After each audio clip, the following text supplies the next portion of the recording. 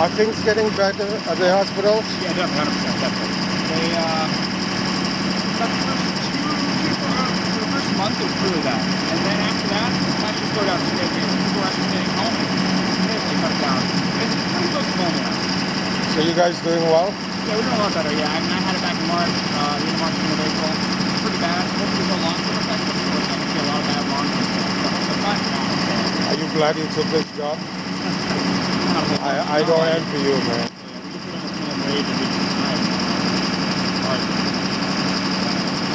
Keep it up, man.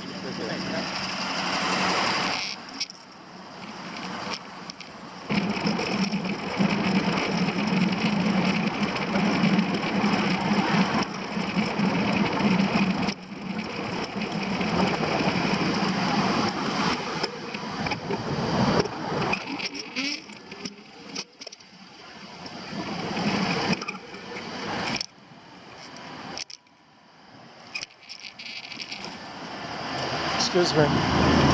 Can I ask you a question? I can never get the truth from television. Is everything back to normal at the hospitals? It's a lot better now. A lot better. It's a lot What about for you guys? Is the workload? For us, we're very rarely going on calls for critical patients. So things are cool, It doesn't mean things are good. That's the problem. but it's more relaxed. The problem is we don't know anything about this. This is brand new. This isn't something that we've ever had ever in the history of humanity. Now the reason why is because when you watch TV, they would It's show all you, about fear. right, they show you an ambulance and you hear the siren, Right. but it's unrelated. Right. And then they show you the hospital, they see somebody going in on a gurney, and they cut it so you never know. It was absolutely horrific for around a month or so. It was insanely bad. But it's been here. The first case was like early January. Guaranteed. That's just the first confirmed case. For a fact, it was here in December, and it was probably here in November. I know a lot of people personally that were insanely sick in December, and they went for a flu test, and it came back negative. And now we know the symptoms that they had was that. The problem is we don't know anything. We still don't know long-term effects. We've only been dealing with this for several months that we've been acknowledging it, that we knew about it. We don't know if there's long-term effects. We don't know if once you had it, you can get it again or not. Some people still haven't gotten it yet. What if they get it and it's lethal to them? Well, I don't mean to it's not without my mask, right? But yeah. when I put a mask on, I guess honestly, I feel like I'm stifling, so I can't. Especially when I'm writing, I can't. So we're far enough from each other. Yeah. Right? The biggest thing is that it protects other people. There's people that have cancer, that have HIV, that have these autoimmune diseases, and they don't have a healthy immune system. And a lot of them could end up dying from this because they're already at risk from this normal stuff. Well, I went to Bellevue and NYU Langone when they said it was really bad and it was quiet there. So an EMS driver actually told me I should go to Elmhurst in Queens. It's really bad over there. So I did. I went to Elmhurst. It's quiet. But it's not. But you're not going to see it. It's inside.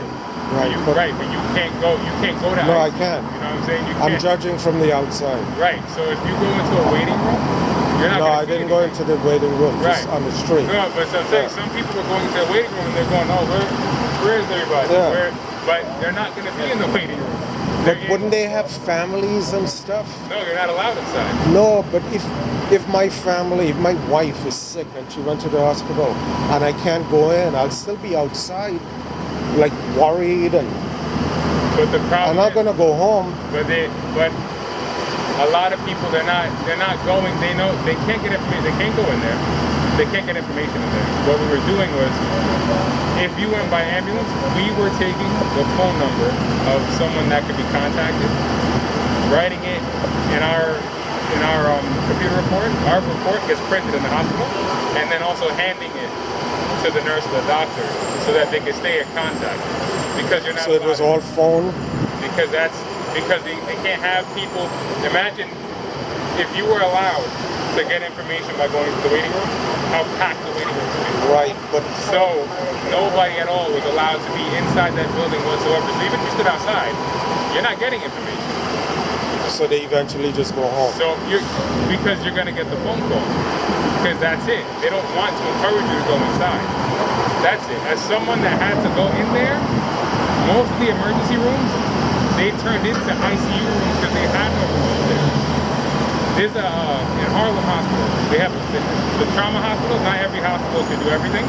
The trauma room, there's a room just for trauma. It was filled with COVID patients. Somebody brought someone with a trauma.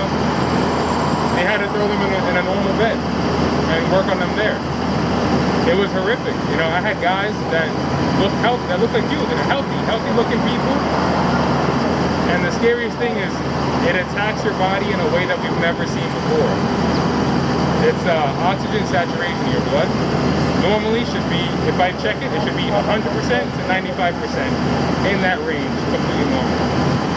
If you go down to 90%, that's very concerning. There should be a reason why it's happening, and we got to figure it out. Under 90%, you should have a tube down your throat, right? We had patients, 80%, 70%. You should be blue in the face. You should be blue in your chest from not receiving oxygen. That wasn't happening. They were still walking around, and they looked fine. How is that possible? That's what I'm saying. When I tell you this thing is brand new, I mean, not that it never existed, but also the effects it's having have never been seen before. Everything that we thought we knew is now thrown off the grid somehow. So you can get sued for misdiagnosis. No, because this literally have never existed before, ever in the history of humanity. The stuff that we knew before is correct, but it's doing things that we always thought was impossible now. You know what I'm saying? So they probably put some clauses in there that to protect you. So no, there's no clauses. It's just, you ever hear that somebody practices medicine or somebody practices law, right? They don't say they know law. They don't say they know medicine. It's called practice because things change. When you graduate, you become a doctor, whatever, EMT, paramedic, all medical stuff, right? When you graduate, you know what is known at that time. But we're constantly learning Makes sense. new things, you know what I'm saying? So it's not that they weren't treating people properly, it's that the things that it's doing to the human body has never been seen ever before. Think about it like this. When HIV first started, right? There's literally nothing like HIV. Nothing in the world. But one day it became so, right? This is the same thing. One day it just became so, you know? We never had something that attacked your immune system like that. So we had people, 70% oxygen saturation in their blood. 70% you should be on the ground gasping for your And life. they're still walking around. And they're walking around like this, yeah, I'm fine. And the reason we were finding it is because everybody knew about COVID, right? So people were getting a fever and they were coughing and they went to their doctor.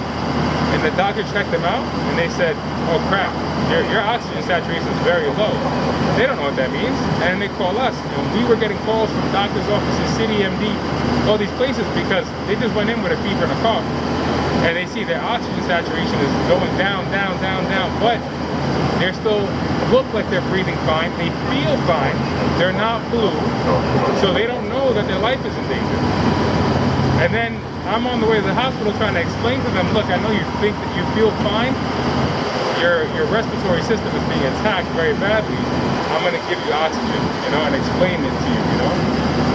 So we still don't know the long-term effects, you know. And then a bigger problem is, you know, we have to have a lot of reliable testing, you know. So we have to have a lot of reliable testing, make sure that people are tested and see in the long run, because it hasn't been the long run yet. It hasn't even been a year yet, you know what I'm saying? So see if there is long-term effects and what are they, you know? Maybe it's possible to get it once and your body builds an immune system and you never get it again. But maybe that's not the case for all people, you know? Like there's still some long-term stuff that we don't know. When it first came out, they were saying, oh, it's not really affecting kids. And now we're seeing that there's some kids that they had it and they got over it, but now they're developing symptoms of, if you know what toxic shock syndrome is, Kawasaki, it's called. It happened a lot back in the day with women with tampons and Oh yeah. that, right? Yeah. So that's the best way I can explain it to you, right? So they're getting this like inflammation inside the body, and they're seeing it in a lot of kids that had known to have COVID, you know? So there's still things we're going to be finding out about it, you know. But obviously the news is going to be like, you know, trying to scare you. The way you are explaining it, do you ever see that on TV? Of course not, Because all you see on TV is Cuomo going up there and watching curves and stupid shit like that, man. Right. Now, because of the quarantine, things have calmed down tremendously. But also, it ran rampant throughout New York. We live in a city. But up to now, you didn't mention a curve. Right. So we live in a city where everybody's close quarters. The bus, you're jam-packed. The train, you're jam-packed. You go to work in the office, you work on top of each other. So it spreads very quickly. Well, not just that. These buildings have no windows. Oh, that too, So yeah. They have the breathing in. internal ventilation system, right. So it's just the nature, the density of New York, you know, it's going to spread very quickly here. And, you know, that's just, it's unfortunate because we don't really have time to prepare ourselves because by the time we know what's going on, you know, it's already spread throughout New York. But luckily, with quarantine, you know, a lot of people unfortunately passed away from it. But the hospital system has eased up a lot, which is why we're opening back up slowly. You know, you don't want to do it in one shot, and then God forbid something happens. Now it's all the mayor's fault or it's the governor's fault, you know. This is something brand new, you know, and by next year we're probably going to learn even more stuff about it because now we have more time to see people that we know had it and see how their body progresses, you know. So at this point, we don't know everything about it, you know, but we just have to work with the things that we know, and the things that we think we know, we need to figure out if it's right or wrong, you know. But I can tell you firsthand, it looked horrendous. Every hospital that I went into, it was like most of March, it was like non-stop, patient after patient after patient. God bless you guys. Thank you for your service. Thank you, brother. Thank you very much. Thank you. God bless you. But, you know, at the end of the day... Did you work in a Central Park hospital at all? Sorry? You know the Central Park tent hospital that they put up? It's gone now. Oh, the tent, Yeah. yes. Did you work there at all? No, so we would never bring patients to a facility like that. That would be the original numbers of what they projected might happen based off of, you know, things that they saw or heard or whatever. You have to have some kind of prediction, you know?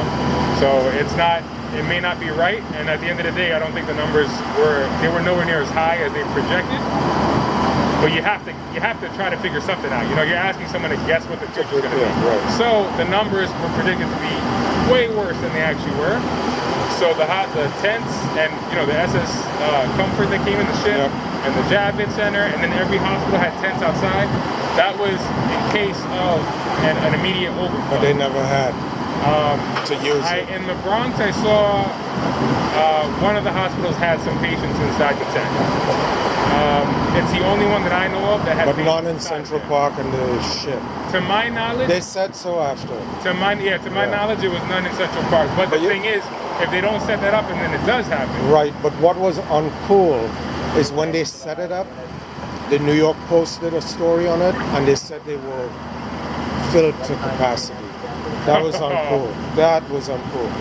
I understand that you need people to take it seriously, but to lie like that, and then in the end they said, no, we never had a patient in there. Come on, man. Yeah. So now none of your news are going to be trustworthy. I didn't really watch much, mostly because I was working. But the same thing with the ship. So when they showed the ship, it's like, oh my God, they had to bring a ship in. I know they had some patients in Javits, and I know they had some patients. No, on the Javits ship. said none, zero. Yeah, zero. I know there were patients in the ship. I thought there were some patients in the Javits. No. Nothing? And after they admitted, they said no. But as you said, it was just in case. Because I know that there were patients in the ship for sure. I thought they went from the Javits to the ship. But you know, you gotta prepare. You know, you gotta prepare. But I know You guys should. I know you can't talk. You're controlled. You work. You know, you can't just come out and talk. Right. But try to fix this media shit, man. And also, I fear-mongering. only know what I see. You know, That's I don't all see you everything. need to know. You know. Yeah. But I don't see the big picture. I don't want you to be an expert like Fauci, but Right. But the media definitely was guilty of fear-mongering. Of course. You know. But that's how they get. You know, that's how you get ratings. You know. But at the end of the day, it was definitely something very serious. It still is, you know, it still is. And at the end of the day, I'm pretty sure that I had it in like February. I didn't have any major symptoms, so I can't say for certain. But you know, at the end of the day, I wear this more for other people than myself. You know, if there's somebody that has really bad respiratory, you know, issues, stuff like that, I don't want to be the reason why that person ends up passing away. You know, I know people that have passed away. We had a member that was in a medically induced coma for a little over a month. And she ended up surviving, luckily. But, you know, there's a lot of people, you know, fortunately I didn't have any issues, my wife didn't have any issues, but that's not the case for everybody, you know? So, what kind of world are they going to grow up in? You have kids? no, But hopefully next year, but not now. they're going to grow up thinking it's normal to wear face masks. Normal not to play with other kids. You know, but we grew up in a world where it's normal to wear clothes. Yeah. Right? So, yes. But hopefully, you know, hopefully we'll be able to figure all this out and Go back to normal, hopefully. yeah. Man, because I don't know that this will be, you know, our lives forever, you know. But you know, in the meantime, we gotta do what we gotta do, you know. how do you explain this? Did you get any homeless people that were sick? I mean, these guys. there were many, yeah. Really? There were many. Oh, There were many.